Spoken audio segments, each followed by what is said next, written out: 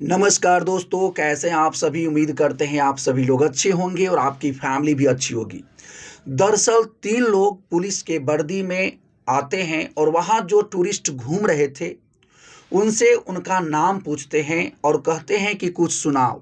और जैसे ही वो अपना नाम बताते हैं उसके बाद धड़ाधड़ जो है लगातार गोलियां चलती है और शख्स की मौत हो जाती है। और इसी प्रकार वहाँ लगभग 28 लोगों को जो है मौत की घाट उतार दिया जाता है और बहुत सारे लोग जो है घायल हो जाते हैं। और उसके बाद वो लोग एक संदेश देते हैं और कहते हैं कि जाओ ये बात जो है मोदी को बता देना। और जब ये घटना पूरे भारत के सामने, पूरे दुनिया के सामने आता है, उसके बाद भारत के लोगों में ज़बरदस्त गुस्सा और आक्रोश है, बदले की भावना है। तो दोस्तों, आज के जो सच्ची घटना हम आपको सुनाने जा रहे हैं वो जम्मू कश्मीर का एक ज़िला पड़ता है अनंत गांव का, एक जो है गांव पड़ता है पहलगांव। पहलगांव को जो है यानी मिनी स्विट्जरलैंड कहा जाता है। काफ़ी खूबसूरत जगह है, लोग यहाँ पर घूमने जाते हैं।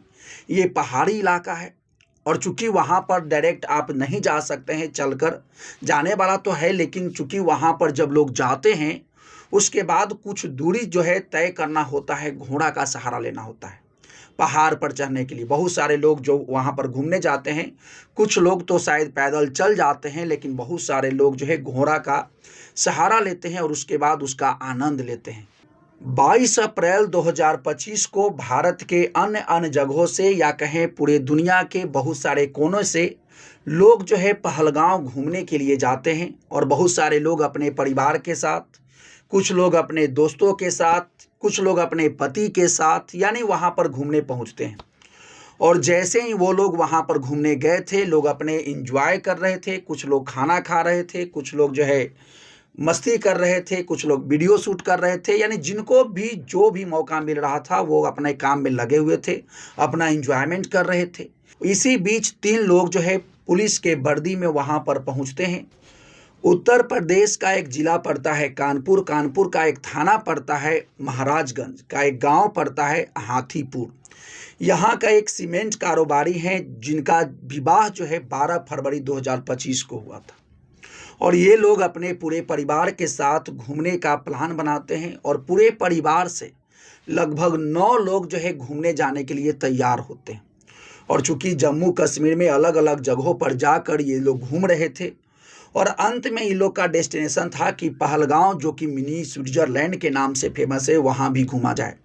लेकिन परिवार के कुछ लोग जो है बुजुर्ग जो थे वो वहाँ पर नहीं जा पाते हैं और वो जो है नीचे रह जाते हैं। लेकिन कुछ लोग उसका आनंद लेने के लिए घोड़ा का सहारा लेकर पहलगांव पहुँचते हैं। और जब वो वहाँ पर खाना ऑर्डर करते हैं, खाना के तौर पर या तो आपको मक्के की रोटी और साग मिलता है, या तो आपको जो है चाउमीन मिलता है, यानी इसी प्रकार से, या मैगी मिलता है। यही सब खाना वहाँ पर मिलता है। वो लोग जो है यानी मैगी ऑर्डर किए थे, मैगी बन रहा था, कुछ लोग मैगी खा रहे थे। उसी बीच जो है 3 लोग बाहर से पहुँचते हैं और उनसे उनका नाम पूछते हैं कि बताओ तुम्हारा नाम क्या है। वो पहले तो शक पकाते हैं कि आखिर भाई ऐसा क्यों पूछ रहा है। उसके बाद वो कहते हैं कि कुछ सुनाओ, क्या जानते हो इस्लाम धर्म के बारे में। और जब वो अपना नाम बताते हैं, वो नाम बताते हैं कि मेरा नाम जो है आयुष है। उसके बाद लगातार धड़ाधड़ जो है गोलियां चलाई जाती है और 4-5 गोली उनको जो है मारा जाता है और वो वहीं पर ढेर हो जाते हैं। इसी प्रकार से जो है महाराष्ट्र के पुणे से एक परिवार जो है 5 लोगों के साथ पहुंचा था, यानी अपने हस्बैंड वाइफ, उनका भाई, उनका भतीजी, यानी पूरे परिवार के लोग ही। और जब ये लोग जो है गोली का आवाज़ सुनते हैं उसके बाद ये पूरे परिवार जो है एक टेंट होता है उसमें जाकर छिप जाते हैं। और टेंट के पास एक पुलिस वाले पहुंचते हैं और टेंट के पास एक जो है शख्स जो कि पुलिस के बेस में आया था वो पहुंचता है और वो आवाज़ लगाता है और कहता है कि चौधरी तुम बाहर आ जा। और जैसे ही चौधरी करके ये लोग बुलाते हैं तो उसी में से एक जो वृद्ध थे, लगभग 54 साल का उनका उम्र था, वो बाहर आते हैं। उनसे भी उनका नाम पूछते हैं और उनसे कहते हैं कि कुछ तुम इस्लाम के बारे में सुनाओ। और जैसे ये अपना नाम बताते हैं कि संतोष जगदाली, उसके बाद इनको जो है सबसे पहले यानी ब्रेन में गोली मारा जाता है, उसके बाद 4-5 गोलियां और मानी जाती है। और जब इनको गोली लगता है इसके बाद इनके भाई जो है यानी गोली की आवाज़ सुनकर भाई को बचाने के लिए बाहर निकलते हैं और इनके साथ भी वो लोग जो है वही व्यवहार करते हैं और उनको भी गोली मार देते हैं। पूरा वहाँ जो कि यानी खुशनुमा माहौल था वो पूरा गम में बदल जाता है। उसी प्रकार से हरियाणा के करनाल के सेक्टर 7 के रहने वाले यानी नेवी के एक लेफ्टिनेंट थे, इनका भी जो है अभी हाल ही में शादी हुआ था 16 अप्रैल 2025 को। और ये लोग जो है यानी घूमने के लिए ये वहाँ पर जाते हैं और ये लोग ये सोचे भी नहीं होंगे कि इनके साथ क्या होगा। और इनके पास भी कुछ लोग पहुँचते हैं और इनसे नाम पूछते हैं कि बताओ तुम्हारा नाम क्या है और जो है इस्लाम के बारे में क्या जानते हो। और ये जो है जैसे ही अपना नाम बताते हैं उसके बाद इनको भी जो है मौत की घाट उतार दिया जाता है। इनकी पत्नी भी लगातार चीखती है, चिल्लाती है कि बताओ अब हमको भी गोली मार दो, अब हम अकेले क्या करेंगे। इसी प्रकार से बहुत सारे ऐसे परिवार थे जिन्होंने अपने सामने जो है अपने परिवार को उजड़ते देखा और वो लोग मारने के बाद एक पैगाम दे रहे थे, एक संदेश दे रहे थे और कह रहे थे कि जाओ ये बात जो है मोदी को बता देना। और यही कहकर जो है वो लोग लोगों को मार रहे थे और ये संदेश दे रहे थे। वहाँ पर जो है बिहार के जिला एक रोहतास पड़ता है के अहुरी के रहने वाले एक मनीष रंजन जो कि एक आईबी ऑफिसर हैं, ये हैदराबाद में इनका पोस्टिंग था। ये अपनी पत्नी जया मिश्रा के साथ और इनका बेटा और इनकी बेटी के साथ वहाँ पर घूमने के लिए पहुँचे थे। और जब ये लोग इनके पास पहुंचते हैं इनसे भी नाम पूछा जाता है और जैसे ही अपना नाम बताते हैं उसके बाद इनको जो है मार दिया जाता है, मौत की घाट उतार दिया जाता है। और इसी प्रकार से मारते मारते लगभग जो है 28 लोगों को जान ये लोग ले लेते हैं। और ये लोग केवल महिला और बच्चे को छोड़कर जितने भी पुरुष थे उनको ये टारगेट कर रहे थे और उन्हीं लोगों को ये मार रहे थे।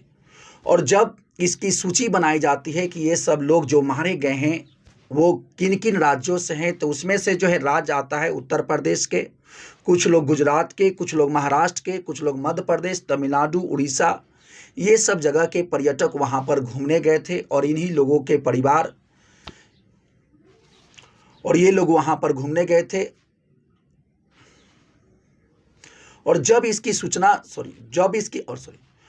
इसकी सूची बनाई जाती है कि जो लोग 28 लोग मारे गए हैं ये लोग कहाँ से थे, तो ये लोग लगभग जो है उत्तर प्रदेश, गुजरात, महाराष्ट्र, मध्य प्रदेश, तमिलनाडु और उड़ीसा जैसे राज्यों से हैं जिनका साथ जो है ऐसा व्यवहार किया गया, उनको जो है मौत की घाट उतार दिया गया।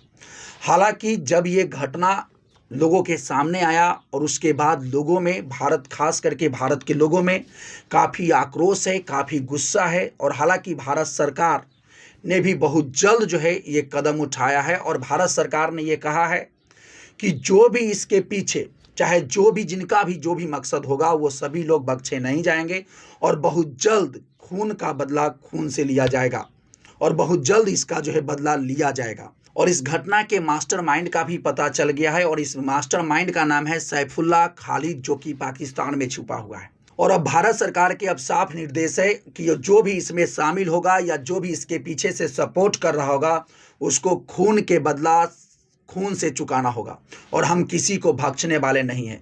हालांकि वहाँ के आम नागरिक जो हैं यानी जो वहाँ के आम पब्लिक हैं उनको भी भारत सरकार को सपोर्ट करना चाहिए ताकि जो है भारत सरकार उनको खोज कर उनको पनिशमेंट दे। वहाँ के लोगों का जो अर्थव्यवस्था टूरिस्टों के वजह से चलता है वो टूरिस्ट के वजह से यानी चलते रहे।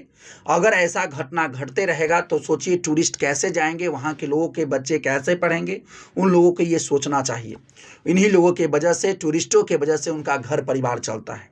तो चलिए यही पूरा कहानी था। तो दोस्तों ये कहानी सुनाने का उद्देश्य किसी को हताश करना या परेशान करना नहीं है बल्कि आपको जागरूक करना है, आपको सचेत करना है।